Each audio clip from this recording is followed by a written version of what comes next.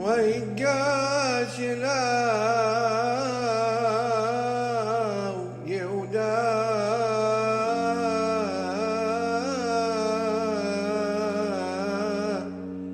ويومر بأدوني يدبرنا عبدك دبر بأذن أدوني ואל יחרב פיך בעבדיך כי כמוך כי פרעה אדוני שאל את עבדיו לאמור היש לכם אב או אח ונאמר אל אדוני יש לנו אב זקן וילד זקונים קטן ואחיו מת, ויוותרו לבדו לאמו, ואביו אהבו, ותאמר אל עבדיך, הורידו אלי, ואשים עיני עליו, ונאמר אל אדוני, לא יוכל הנער לעזוב את אביו, ועזב את אביו, ומת.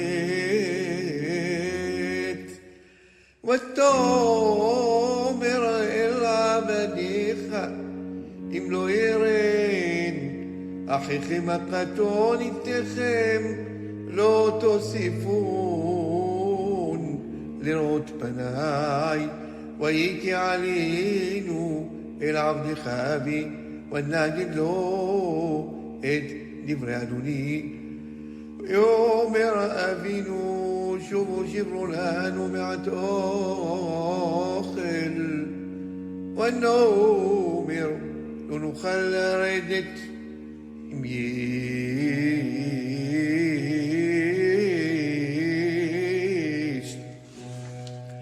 אחינו הקטון איתנו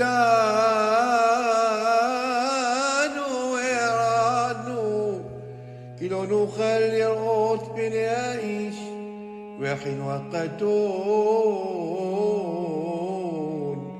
איננו איתנו. ויאמר עבדך ואלינו, אתם ידעתם כשיניים ירדה לאשתי, ויצא אחד מאיתי, ואומר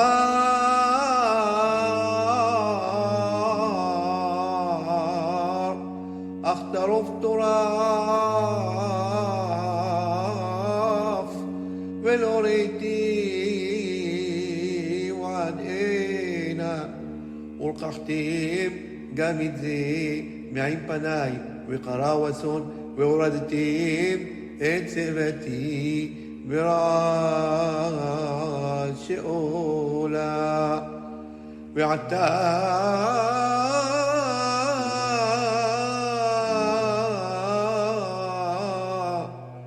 כבואי לעבדך אבי, והנער איננו איתנו, ונפשו